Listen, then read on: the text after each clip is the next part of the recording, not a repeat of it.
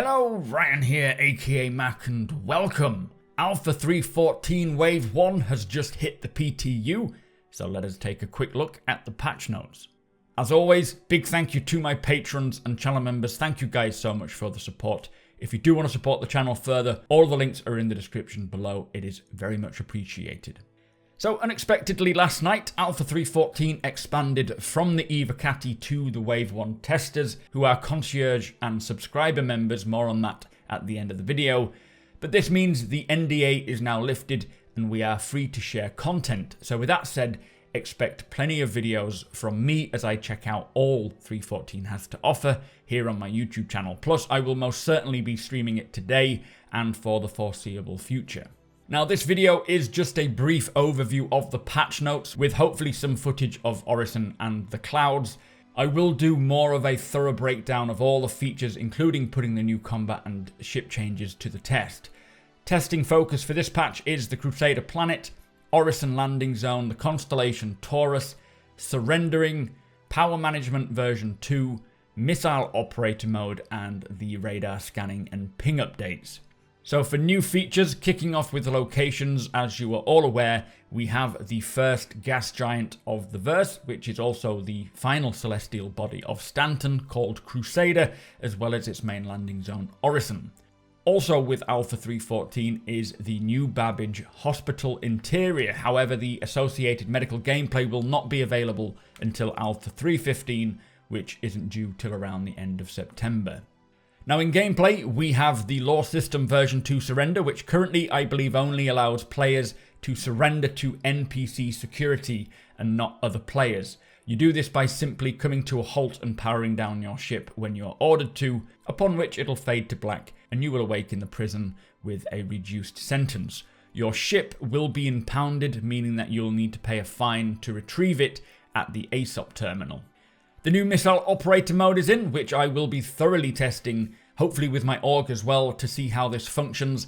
The patch notes that I have linked goes into great detail for how this system works and how to use it, so do check that out if you are interested here.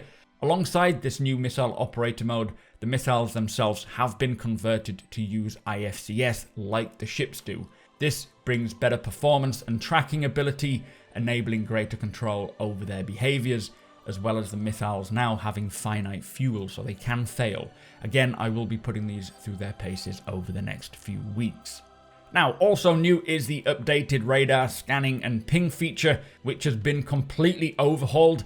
I will do a full guide on how to use this and what it does, and the same goes for the next feature, which is the power management version 2, also known as capacitor gameplay. This is probably the biggest change to the game, but both of these systems, specifically the power management system, are deep and complex. So I'll be diving into them over the next few weeks to see what I can learn, which I will pass on to you guys, and I will cover them in a more comprehensive video in the near future.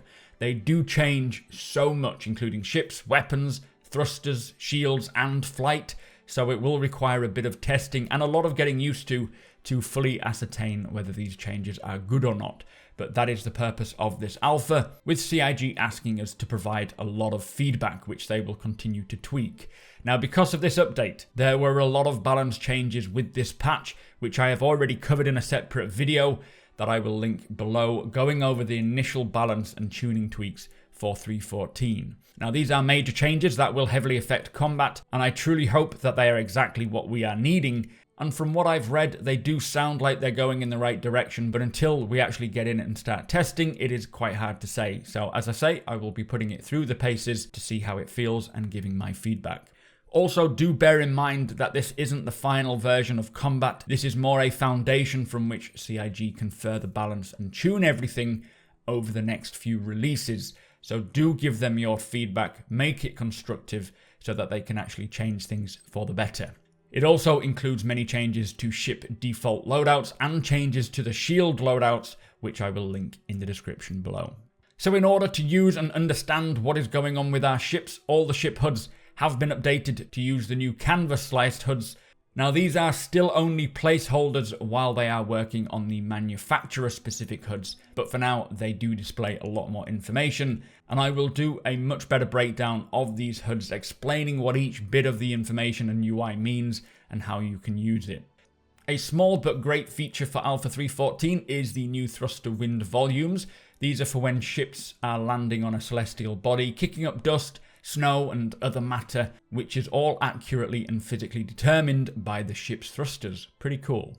For ships and vehicles, the final constellation variant, the Taurus, is now implemented. In Cortec, the initial version of planetary volumetric clouds has been implemented as well, which is only for the Crusader planet to begin with.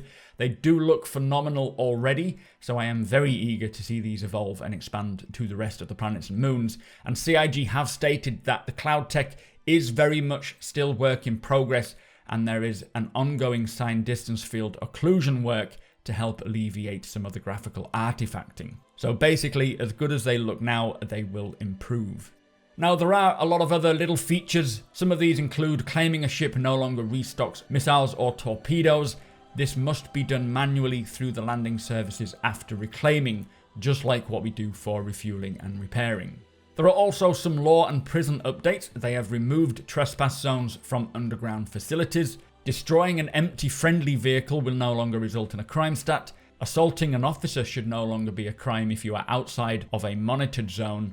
Knockouts no longer kill, and the prison code entry interface won't reset the password after each attempt. So quite a lot to get stuck into there. Now, I am sure that 3.14, for those who are not interested in combat specifically, will find it pretty boring once they've checked out Orison and Crusader. So if combat isn't your thing, I don't think that Alpha 3.14 is the patch that will get you back into playing consistently if you've been taking a break. I personally am looking forward to sinking my teeth into the combat changes and just seeing if it's worth getting some practice in, or consistent practice. Hopefully testing much of this stuff with my org as well. But before I go, if you want access to Wave 1 for 3.14, there are two ways that you can get it. Either by becoming a concierge member, which is not really recommended as you need to spend a minimum of $1,000 on the project, or by signing up to their subscriber program, which is $10 a month minimum, which you can start as and when you want to. So both requiring a spend of money, but don't worry, the chances are Wave 2, Wave 3 and Open PTU are not too far behind now that it is in Wave 1. So I would suggest just waiting, but if you are really eager to test out the 3.14 Wave 1, your best bet is probably just to subscribe for this month, get access, and then cancel that subscription. But with that said, if you do enjoy my content and would like to see more of what 3.14 has to offer, then be sure to subscribe here on my YouTube channel. Come and follow me over on twitch.tv/supermacbrothers Ryan. The link is below. I will be taking a closer look at everything on stream today.